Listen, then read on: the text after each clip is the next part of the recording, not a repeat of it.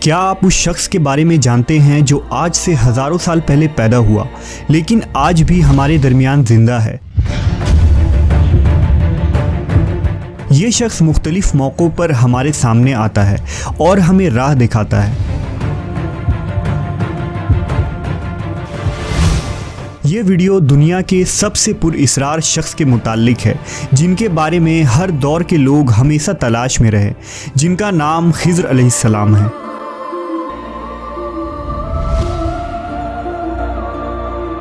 حضرت خضر علیہ السلام کو ہمیشہ زندہ رہنے کی قوت کیسے ملی، اس کے متعلق مختلف واقعات ملتے ہیں۔ ابن عساکر نے تاریخ دمشق میں لکھا ہے کہ جب حضرت آدم علیہ السلام کی وفات کا وقت آیا تو آپ نے اپنے تمام لڑکوں کو جمع کر کے فرمایا، اے میرے بیٹوں، بے شک اللہ تعالیٰ زمین والوں پر ایک بڑا عذاب نازل فرمانے والا ہے، تو میری وفات کے بعد میرے جسم کو غار میں رکھ دینا، یہاں تک کہ سکون پا جاؤں تو میرے جسم کو ملک شام میں دفن کر دینا۔ لہذا آپ کی وفات کے بعد حضرت آدم کا جسم مبارک آپ کے بیٹوں کے پاس رہا۔ جب اللہ نے نوح علیہ السلام کو مبعوث فرمایا تو انہوں نے حضرت آدم کے جسم کو اپنے پاس رکھا۔ جس وقت اللہ نے زمین پر طوفان بھیجا اور پوری زمین ایک زمانہ تک ڈوبی رہی، پھر طوفان ختم ہونے کے بعد حضرت نوح بابل شہر میں آ کر ٹھہرے اور اپنے تینوں بیٹوں شام، حام اور یافس کو وصیت کی کہ آدم علیہ السلام کے جسم مبارک کو اس غار سے لا کر شام میں دفن کر دو جہاں انہوں نے وصیت کی تھی۔ تو ان لڑکوں نے کہا، زمین وحشت ناک ہے، نہ کوئی اس زمین سے مانوس ہے اور نہ وہاں کا راستہ جانتا ہے۔ حضرت نوح نے کہا، حضرت آدم علیہ السلام نے اس شخص کے لیے جو ان کے جسم کو دفن کرے گا قیامت تک زندہ رہنے کی دعا کی ہے۔ پھر آپ کا جسم مبارک اسی طرح رہا یہاں تک کہ حضرت آدم کے ایک سلبی اولاد جن کا نام خضر تھا، انہوں نے آپ کے جسم مبارک کو دفن کیا۔ اللہ نے حضرت آدم کی دعا قبول فرمائی تو حضرت خضر علیہ السلام جب تک اللہ چاہے گا زندہ رہیں گے۔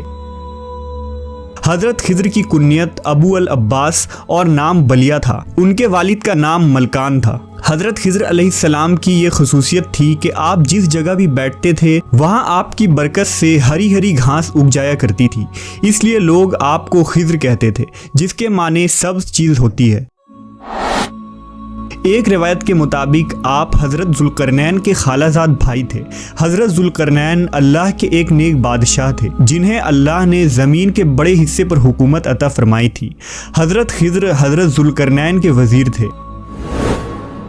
کتابوں میں حضرت خضر علیہ السلام کی لمبی عمر اور موت نہ آنے کی وجہ یہ بھی لکھی گئی ہے کہ آپ نے آب حیات نامی ایک چشمے کا پانی پیا تھا۔ آب حیات کے بارے میں یہ بیان کی جاتی ہے کہ جو اسے پیے گا یا اس میں غسل کرے گا اسے کبھی موت نہ آئے گی۔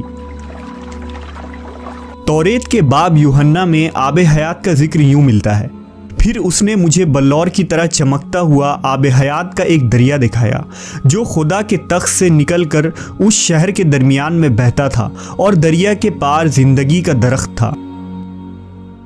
آب حیات کا ذکر قدیم داستانوں اور کتابوں میں بھی ملتا ہے۔ ان داستانوں میں 3 شخص کا ذکر کیا گیا ہے جو آب حیات تک پہنچ گئے تھے۔ ان میں ایک حضرت الیاس علیہ السلام، دوسرے حضرت ذوالقرنین اور تیسرے حضرت خضر علیہ السلام ہیں، جن میں صرف حضرت خضر اور حضرت الیاس کو ہی وہ پانی نصیب ہوا۔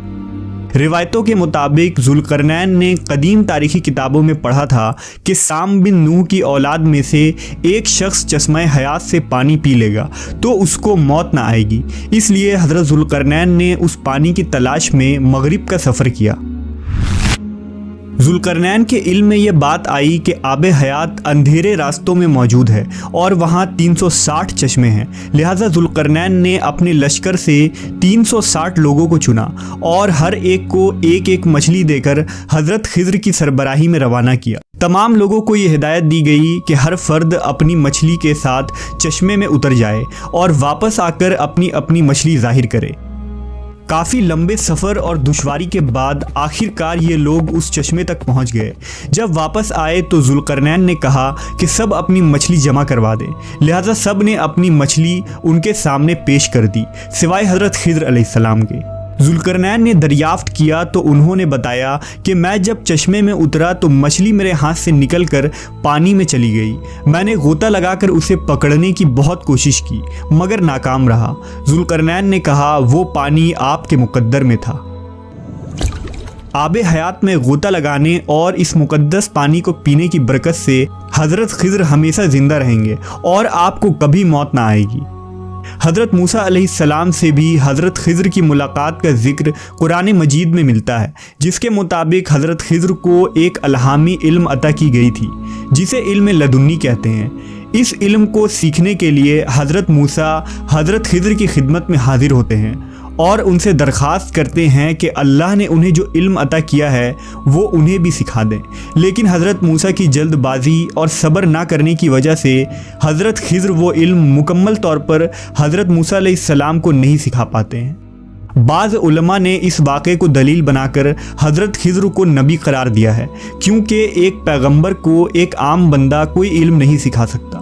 حضرت خضر علیہ السلام کو جو علم لدنی عطا کی گئی تھی، اس کے ذریعہ آپ مشکل میں پھنسے لوگوں کی مدد فرماتے ہیں اور گمراہوں کی رہنمائی کرتے ہیں۔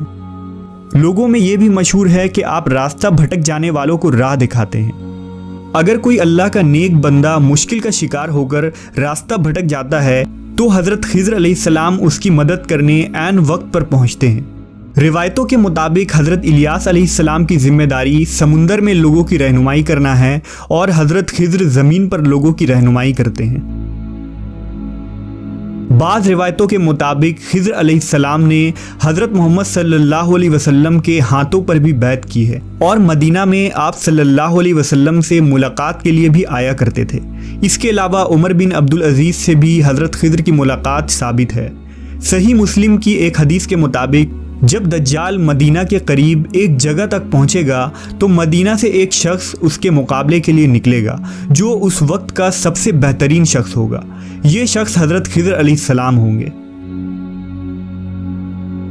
حضرت خضر اور حضرت الیاس دونوں زندہ ہیں اور ہر سال حج کے موقع پر ملتے ہیں۔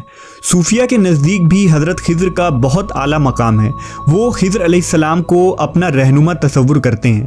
بعض صوفیہ سے ان کی ملاقات بھی ثابت ہے اور بعض بزرگوں نے لکھا کہ خضر علیہ السلام نے کئی سالوں تک انہیں علم دین بھی سکھایا۔ صوفیہ آپ کو خواجہ خضر کہہ کر پکارتے ہیں۔